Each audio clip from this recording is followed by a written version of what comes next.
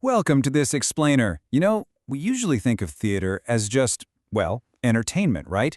Something where we just sit back in the dark, watch the show, and clap when it's over. But what if I told you it's actually way more than that?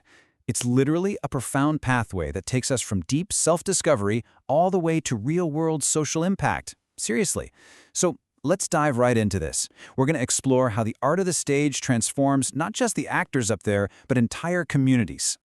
Okay, here's our roadmap for this inside-out journey today. We'll kick things off with the anatomy of classical theater, move into mastering the inner stage, pivot over to finding your social purpose, walk through a really concrete 6-step production blueprint, and then finally look at the continuous cycle. Let's get started. Section 1. Anatomy of Classical Theater, the Foundation. Before we look at any modern stages, we absolutely have to ground ourselves in the classical roots of this art form. There's this incredible ancient text from the Malavikagnamitram that perfectly captures what classical Indian theater calls Natyam, the unified art form. It says, drama is a single form of entertainment that caters to the diverse tastes of all people. It's so powerful, right? It's basically a divine offering and a massive human tapestry all rolled into one. It has this unique gravitational pull that somehow unifies a completely diverse audience under one shared experience. Now, to help guide us through all this, I want to introduce you to a really special character. Meet Vidushika.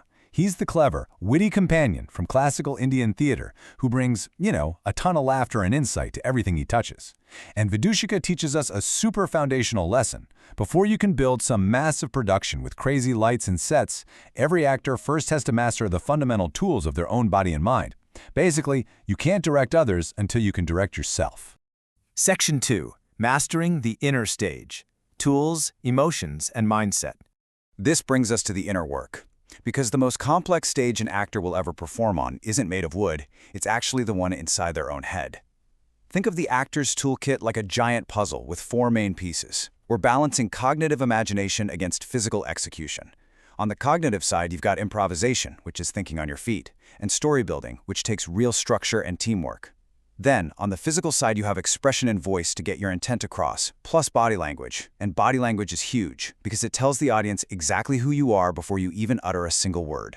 But here's the thing, those tools need fuel. And for an actor, that fuel is emotion. The Navarasa represents the 9 foundational human emotions. We're talking everything from hasya, which is joy and laughter, to raudra, meaning anger, all the way over to shanta, or peace. The big takeaway here is that this spectrum provides the emotional vocabulary an actor absolutely must possess. If you want to authentically reflect the realities of society on stage, you kind of have to understand the full spectrum of human feeling, So, how do we actually capture and process all those intense emotions? Well, through a theater journal. But, and this is absolutely crucial, we have to ditch that boring homework mindset. You know the one, just writing surface-level stuff like, it was nice, at the very last minute just to get a grade. Actually, scratch that. It's worse than boring. It completely defeats the purpose.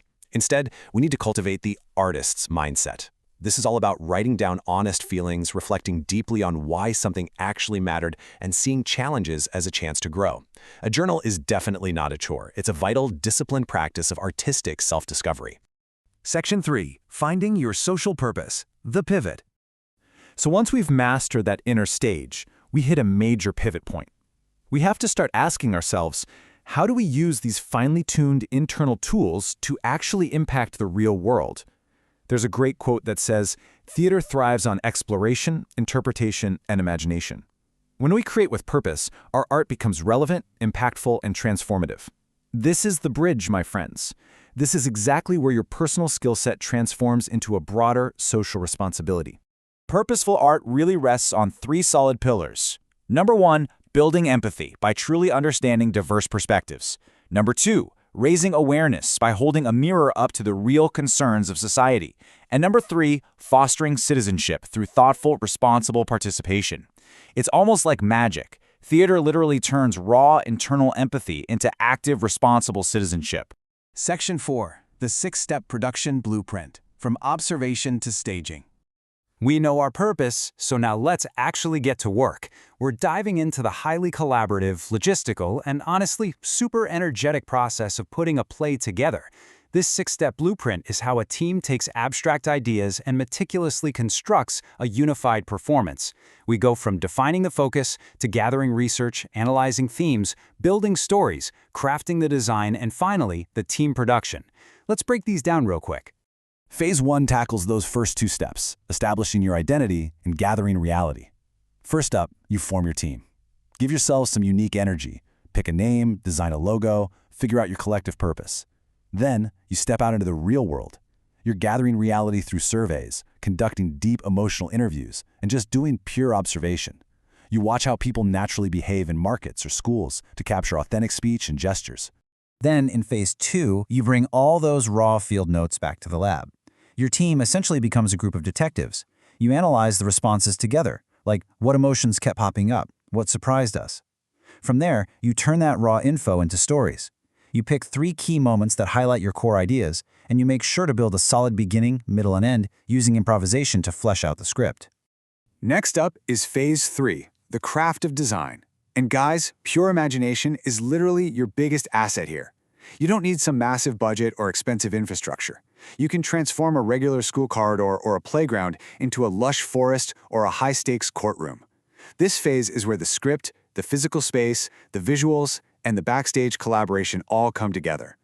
Every single role matters here, the whole shebang. Finally, Phase 4. The stage is yours. This is where you bring your characters to the final performance space and adapt to the environment. But listen, whether you're performing this epic, high-energy sword fight or just a really quiet, intense soliloquy, everything boils down to one absolutely vital question. What do you want the audience to feel when they watch you?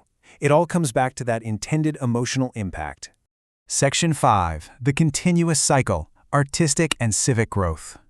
As we bring this explainer to a close, it's really important to realize that the final round of applause, that is definitely not the end of the journey. This whole process is a continuous loop that never truly finishes.